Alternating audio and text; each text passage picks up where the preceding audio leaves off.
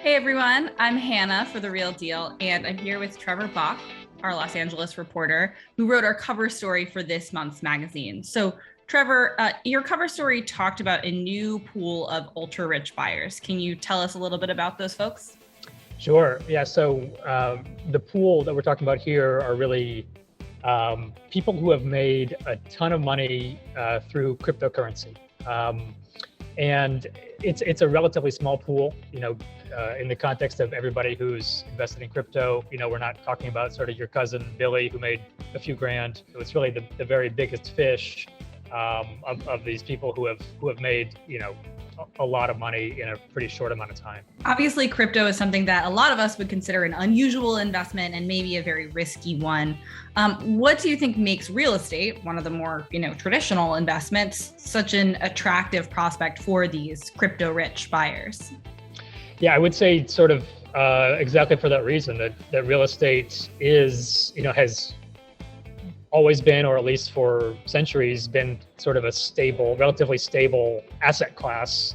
People who have made, staggering amounts of money from crypto all of a sudden have, a big asset, a lot of wealth, and they're looking for a place to put that.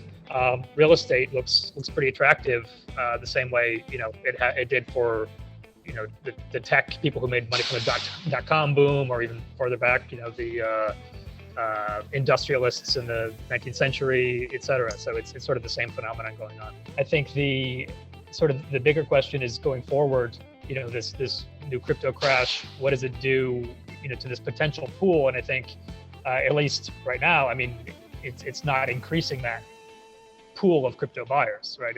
If crypto itself as an asset, isn't creating that same level of wealth that it did, the past couple of years, then we're talking about this pool of crypto buyers that all of a sudden isn't growing as much as it might have been. But on the flip side, if crypto values recover or soar even higher, as obviously true believers think they will, right? Then that pool ends up expanding. So we could even see this as a bigger trend of that money moving into real estate. So far, crypto, even though it's not a huge number of people, this pool, but it is significant in that it's been, the amount of wealth that's been generated in just the past decade or so is really significant. I mean, it's a large amount of overall wealth. As far as looking ahead, I guess it really depends entirely on what happens with crypto, right? So if crypto, ends up skyrocketing more, right, then this pool is just going to get bigger and bigger.